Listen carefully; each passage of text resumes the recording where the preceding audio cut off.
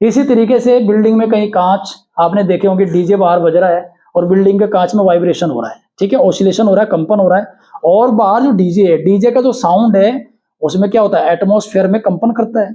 अब वो एटमॉस्फेयर का जो बाहर से फोर्स लग रहा है और जो वो कंपन कर रहा है ग्लास, अगर दोनों की फ्रीक्वेंसी मैच हो गई तो एम्पलीट्यूड बढ़ जाएगा, ऑसिलेशन का एम्पलीट्यूड।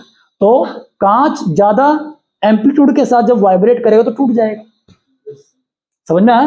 पुराने जमाने में क्या होता था, जो ब्रिज होते थे, ब्रिज, ठीक है, ब्रिज गाटर से बना होता है। अब जब कोई भी बाहरी वाहन ऊपर से जाता है ब्रिज के, ब्रिज को आप दबाएंगे, नीचे दबेगा, प्रेस होगा थोड़ा सा, वो हमें दिखाई नहीं देता, हल्का सा प्रेस होता है, फिर वो जब वेट उतर जाता है तो फिर वो वापस हो जाता है। तो ब्रिज ऐसे ऐसे इस तरीके से क्या होता है, ओसिलेट होता है।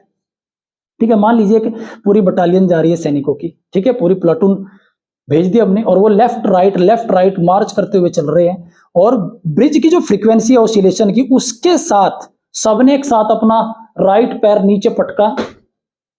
कितने लोगों ने एक साथ पटका होगा, देखो परेड में तो ऐसे ही होता है ना, वो सारा फोर्स एकदम से लगा, फिर लेफ्ट पैर, फिर राइट, जब सारे एक साथ पैर पटकते हैं तो जो बाहर से फोर्स है और उसकी फ्रीक्वेंसी और ब्रिज की जो फ्रीक्वेंसी, नेचुरल फ्रीक्वेंसी है, दोनों आपस में क्या हो जाती है, मैच, जिसके कारण एम्पलीट्यूड, ऑसिलेशन का एम्पलीट्यूड बढ़ जाता है। जो पहले ऐसे ऐसे वाइब्रेट हो रहा था, जो ऐसे ऐसे पहले क्या हो रहा था बेटा, वाइब्रेट, अब वो तेजी से वाइब्रेट होता है और ब्रिज गिर जाता है।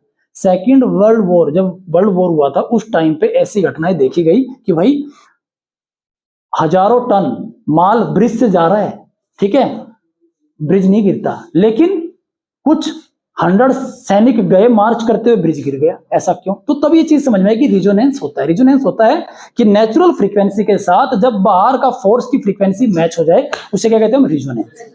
अब देखिए दोनों की लेंथ क्या है, बराबर है, और जब दोनों की लेंथ बराबर है